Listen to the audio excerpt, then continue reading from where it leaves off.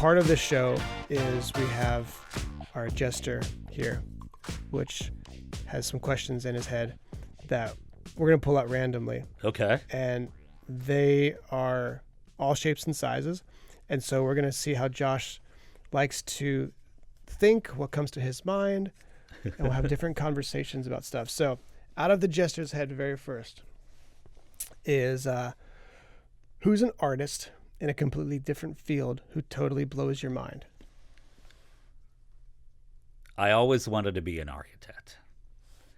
I'm not a Frank Lloyd Wright fan, but I've seen a lot of different modern architecture. I don't have any specific names of folks, but I'm really starting to like the architecture that I'm seeing coming out of that field.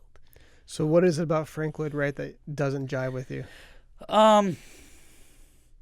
Is it just purely aesthetic? You're like, that's not my jam. It's not my jam. Yeah. It's not my jam.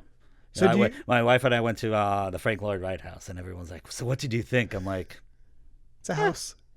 No, it just didn't vibe with me. So is it? Because I like huge windows that overlook like a desert. That could be right. So it's an aesthetic thing. It's an aesthetic thing. Yeah. So do you appreciate? I appreciate the skill and the skill and the till and the skill that went into it. Yeah. But it's not my aesthetic. Yeah. Yeah. I love that. Well, look, that's just taking ownership of what works for you. What's something you do that you wish you could stop? Oh, that's a tough one. We haven't had that one in a while. I don't have it. Oh, come on. Okay. Come on.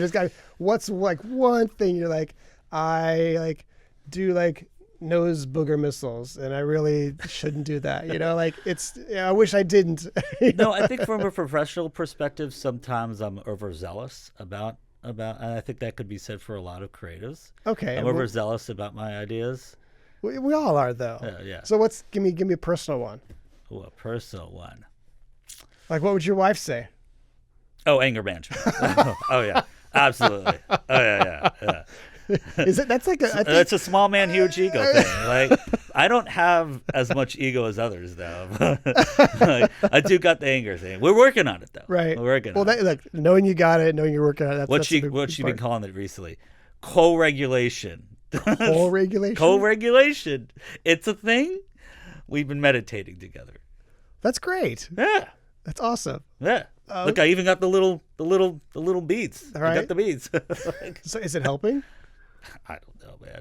Do we need to call her up? Be like, is it helping? Sometimes. Look, it's a stressful world that we live in. It's a stressful world we live in.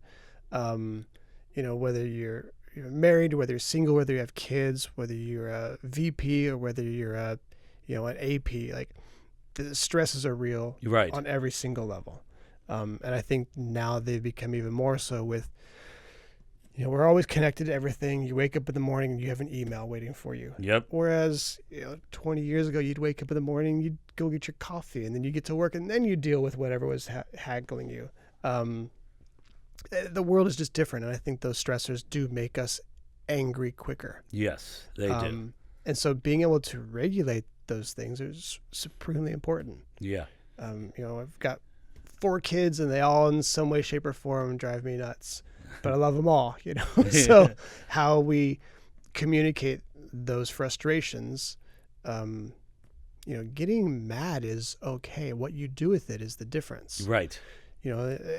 Anger is an emotion. Like how we handle and process that anger is the biggest part of that. Right. Right. So, all right. So there we go. It's one thing you could stop. So maybe it's not stop being angry because anger is real, but like how we process our anger. Yeah, how we there process it. Yeah, All there right. you go. All right, so fill in the blank. We're going to pivot from anger. Creativity is a blank. Although you can be really angry with creativity if it doesn't work out well. Creativity is a blank. Creativity is a process. Okay. That's what I've learned. It's a process. So then you would be in the camp that says anybody can be creative? It depends what space you want to play in, right? Anyone can be creative, right? But it depends what space, right? Some people want to be a painter, right? But it's all different styles of painting. And depending on the process that you're utilizing, you could be a great painter in one space, right? You could be a great impressionist, but you can be an awful modernist. But that's a subjective thing. That is true. You know, yes. Now there are some things that are not subjective. You know, a 4-year-old's scribble is objectively not good art. Right. Subjectively, mom can make, that's adorable. I love that. It makes me, warm and fuzzies. But it's not going to go for auction for a lot of money. Well, the banana did. Wait, yeah, I don't even know how to unpack that one. Like, I just think that was stupid. I think it should have been an apple. That's what I think. Why an apple? Why not like a pear or a plum or something? You know, there's like a million different varietals of apples or something like that. Oh yeah, there's a ton. There's a guy in West Virginia I was listening to an NPR article once or a podcast, and they were talking about this one guy who has basically collected every type of seed of all these different varietals of apples and before like the Civil War, there were millions of them, and it's been filtered down over the decades. Really? Yeah, it's fascinating. I had no idea. Tons Lifelong of learner. There you go. Tons of apples. So apples over bananas then? Is that what you're saying? Absolutely. Okay. Yeah. What's a classic movie you've still never seen but are embarrassed to admit? We're opening up some like personal things here, right? So, I only saw Pulp Fiction within the past 3 years. It's embarrassing, okay? And it was phenomenal. I love the scenes where they're sitting in the diner and having dialogue. Yeah. Because that's what I do with my friends. Yeah. Just random. Just chit-chat. Chit-chat. Yeah. My wife can't understand. Like, what do you guys talk about? I'm like, nothing serious. But it's funny you say that because the whole Roman Empire thing that went around, like, that's for real. Yeah. Like, that's what we do. We're not that complicated. Right. We're not off, carousing all the time. We're just sometimes like making a bottle of, we're damming up a pool with beer bottles or beer cans or soda cans or whatever. Like, we're just like goofing off. Yeah. More often than not, like, guys are just dumb and we're goofing off. I mean, I told my wife this. She's got a now 14-year-old boy, and when he was like turning 11, 12, 13, she's like, I don't get it. She comes from a family of girls. She's got sisters, and I come from a family of boys, and I've got 2 brothers. And I was like, babe, boys are just dumb.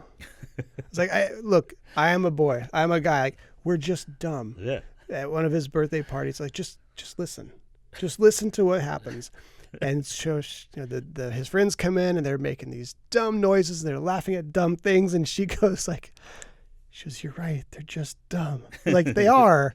It's just part of being an adolescent is like, you just do and laugh at dumb things. You make dumb noises and you poke at your sisters and you think it's funny. And, so that's it. This idea of just like going back to Pulp Fiction, just like riffing and having these like kind of pointless conversations, like the car where they're talking about like, what is the Big Mac in France or whatever, like, like that. Like, that's a completely pointless conversation. Oh yeah. But dudes will have that conversation. They will. And we will, and we'll like debate it, and then we'll get mad about it, and then we'll like, shoot the guy in the back seat. Like, I was talking to one of my buddies about like robots once. I'm like, what if you put a flamethrower on one? Wouldn't that be cool? Yes. Right. So he's like, when you run, I'm like, no, man. I'm gonna run right towards it and see what it does. So, ladies, we're just dumb. Like, it's okay. We're just dumb. All right, here. All right. Facebook, Instagram, Twitter, TikTok. Is it, well, not Twitter anymore, X now. Is it ruining everything, or is it making life better? It's a little bit of both, right? Initially, the idea of connecting people had really great societal, opportunities, right? You're connecting people that would have otherwise never consistently kept in touch, or people that you've lost connection with. Yeah. But at the same time, it becomes this gossiping kind of a platform, a paparazzi-like platform where it's like, who can one-up each other, right? Keeping up with the Joneses, right?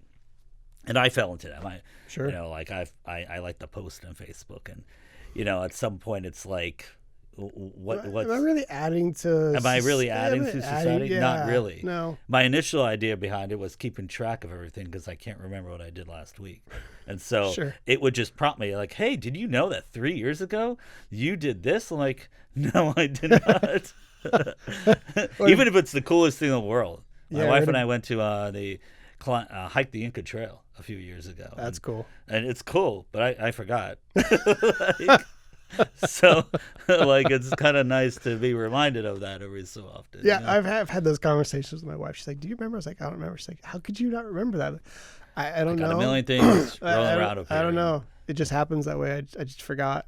I forget a lot of things, and I don't have Alzheimer's, but there's a lot of things going on. The one thing I remember is that I befriended the tour guide after like the third day, and he was like telling jokes in the local dialect, a local, you know, like Quechan is their local language there, and he kept telling little jokes, and they kept laughing at each other, and I would finally start to say, "What's the joke about? What's it about? What?" Explain to me. And eventually I started to get the lingo and started throwing the lingo back at these guys.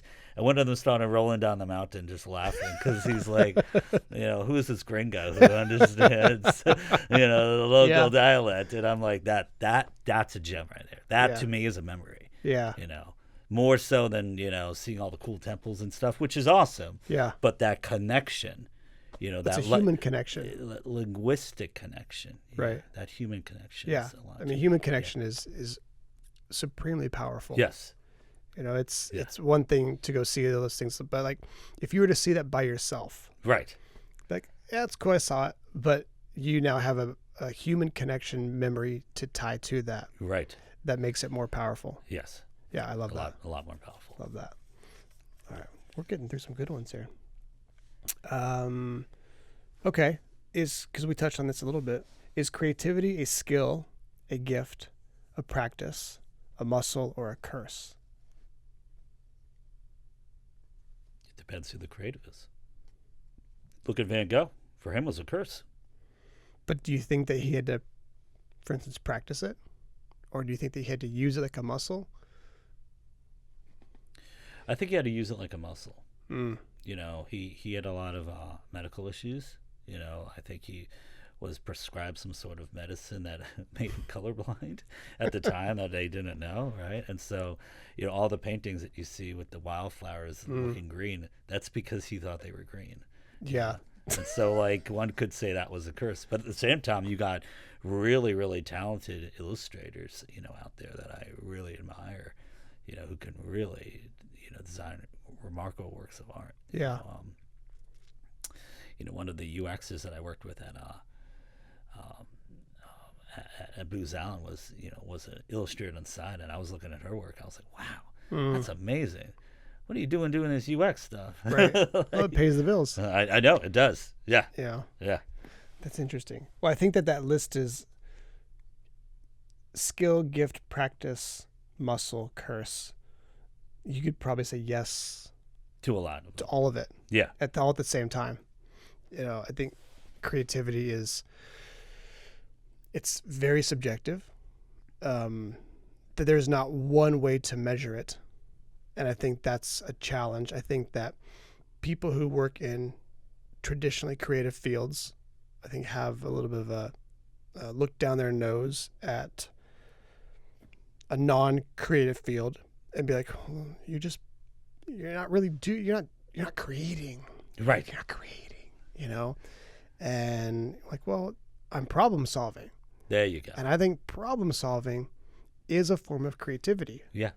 A great example of that from a problem solving perspective is my current favorite artist. And, you know, one of the things when I was really young that I was into is different logos and brands, just the typefaces or the iconography. Yeah. And one of them is named Alan Peters. He's out of Minneapolis. And he does great videos on LinkedIn that show his process. Yes, he does. Yes. Yep. You know who I'm talking about. And he recently did it for the Disney logo. And it was a beautiful expose of process. And yet when he changed the D in Disney, I just thought to myself, given where I'm at in my field now, the board would never approve this thing, right? The Right. board, because the D of Disney, Yeah. he cut off the little edge, right, and made it Disney Plus logo. Beautiful. And just he does it on paper, right? And so he moves it around so you understand. You get to see the process of it. You get Yeah. to see the process and the way he thinks, right? Amazing. Yeah. Right. But then I was like, you cut that off. The board will never approve that. Yeah. That was the D that Walt Disney himself utilized on his checks. That was it. And that's why they kept it the way they did. Well, I love the process. Well, yeah, the process is cool, but I think sometimes you do have to push back on that and ask those questions of why not. Why not? You know, there is something important, and we saw this in Cracker Barrel. There is something important about legacy. There is something important about history. Yes. There is something important about what your audience knows and expects. Yeah. And I think that to move away from those three does a massive disservice to the brand, whatever the brand is. Right. So you think you must make sure that those three things are addressed. If addressing all those things, you still decide like we're going to pivot away from this, then you have to be ready to accept the consequences. Yeah. And there just are. I mean, listen, I liked Cracker Barrel. You know, I liked the little shop and all the stuff that you walked into, and the you know the fried chicken food and all that stuff. Yeah. Like, it had its place in society. Right. It has an aura to it. It has an aura. It has a vibe to it. Yeah. Right. You don't have to agree with the vibe. Right. No, I didn't not for everybody. Agree. It's not for everybody, and it wasn't always for every Saturday I had to drive up to New York. Right. Right. So, but every so often I was like, I could use some God in my life today. Let's walk into this restaurant and wait for 3 hours, because there was always a line outside it. Yeah. But I agree with you in that it had its place in society. Mm-hmm. And if you want to redo a brand, you have to get input. Right. Yeah. And in that kind of situation, that's the way you get it. Like, if you're going to redo a major brand like a Disney or something, you present a few different options and you make sure the client understands you need to vet this with your audience. Yeah. You need to send out millions of surveys and get input. Now, you can ignore 90% of it. Sure. What you're going to get, or you give them multiple choices. Hey, which one do you like? Not even why. Which one do you like? Yeah. It can be as simple as that. Yeah. We're afraid now, and going back to the social media question, we're afraid of backlash. We are. Risk. Instead of risk. Just own it. Yeah. Look, I'm okay making this change. Yeah. And if you're going to leave, then you can leave, but I'm going to move forward. We're still going to make good product. We're still going to make good whatever it is that we do. Yeah. And if you don't like it, that's fine, but other people will like it and they will come on board. And there's a good chance that they did a lot of brand marketing and research and focus groups into the Cracker Barrel identity, and they didn't just randomly release it. No, of course not. But then at the same time, there's some tone deaf there too. If you're going to do that and make the change and own it. Yeah. To backtrack on it, to me, that's cowardly. Yeah. But okay, that's where we are in this world. Like, your likes and your followers and stuff rules the day, and in some way that's important, but also in another way, like, just be okay losing half your subscribers, because it goes back to the social media thing, right? And it will come back, right? If you're consistent with who you are as your brand voice, it will come back. Yes. And if you're dumb like Blockbuster, then you've buried yourself. Like, that's a different story. Right. So, who knows? All right, we'll do one more and we'll get you out of here. Let's see. What 3 albums should someone listen to if they want to understand you? Oh, boy. Okay. Can we make it movies or albums? You want albums, don't you? I mean, look, if you got movies you want to throw in there, that's fine too. But albums are a tough one. People like songs. Full albums are a little bit different. We don't. By the way, from the Red Hot Chili Peppers. Okay. Yeah. Okay. It's a good one. Yeah, that's a good one. I was a big fan of Linkin Park. Okay. Okay, I'll just put that out there. Yep. You know, some people didn't, but I loved them.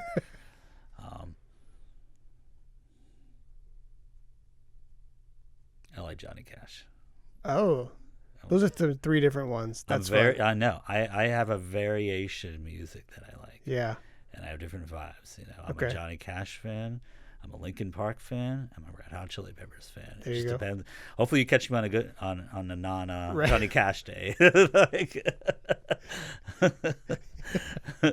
love that. On that note, Josh, we'll let you get back to life and work. Yeah. This was a lot of fun. I appreciate it. Yeah, definitely. All right, folks. Definitely, Matt. Thank you so much. We'll do another one later. Thanks a lot.